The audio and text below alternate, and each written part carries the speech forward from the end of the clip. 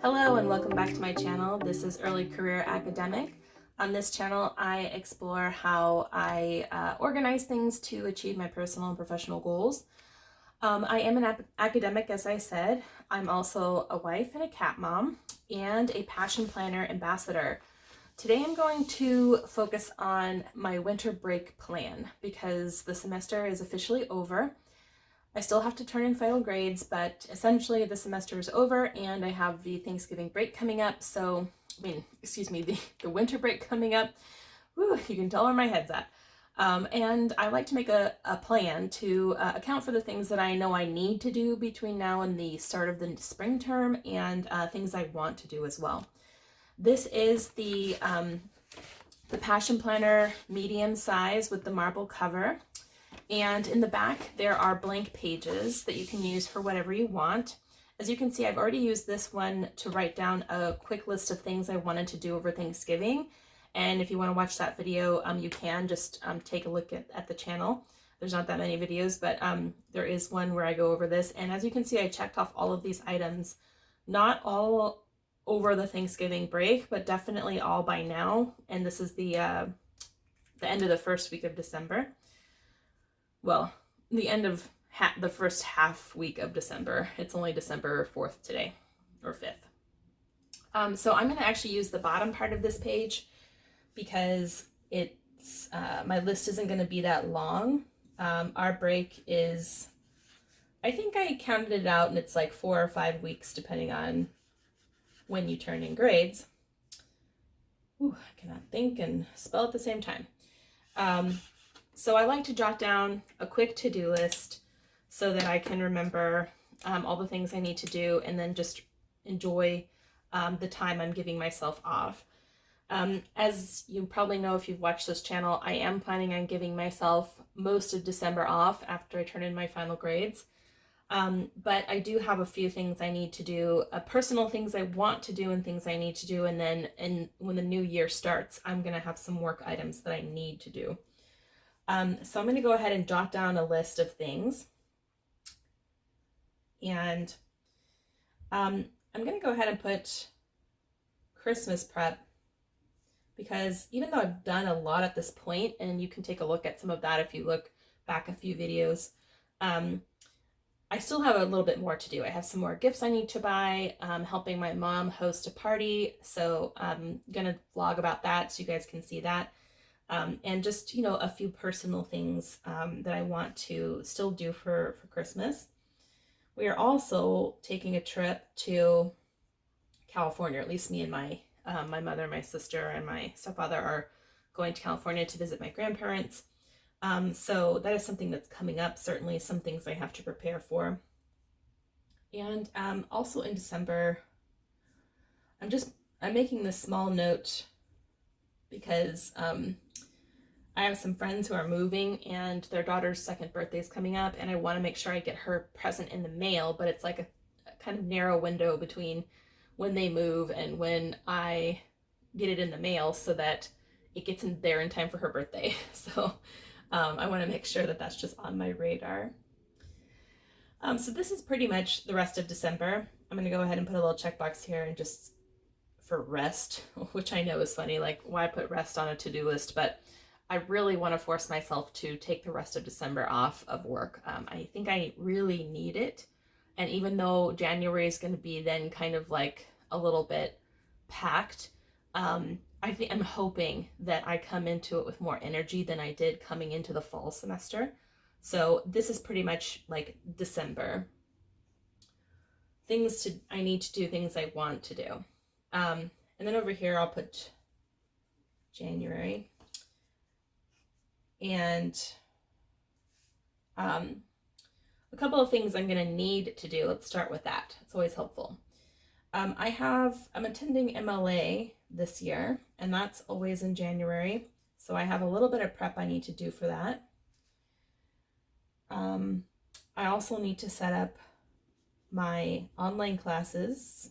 And if you're interested in kind of how I go about that, I am thinking about doing a video in January where I show you how to copy asynchronous courses so that you don't drive yourself crazy.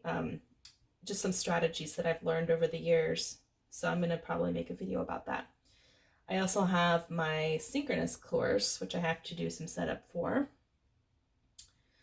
I'm going to have to de-Christmas the house. I'd love to know in the comments, like, when do you do that? If you decorate, when do you undecorate? I had a friend the other day tell me that sometimes she leaves her decorations up until Easter, which I found really funny. It would personally stress me out if that was my house, but to each their own, right? I like to pretty much have Christmas wrapped up by the new year. I've done it different things different years, but like in the first week of January or even like prior to New Year's Eve, because I do have some like cute snowman stuff that I leave out that's not Christmas specific, it's just snow. And you know, where I live, you still have snow through like February sometimes. So I leave the snowman stuff out for January, and then I put that away and put Valentine's stuff up. So that's partly why I don't leave Christmas up until Easter. So I'm gonna have to de-Christmas the house certainly. And then something I want to do but don't need to do over the winter break is I have a talk coming up at my university. And this is, you know, some research I've been funded for that I did some of over the summer.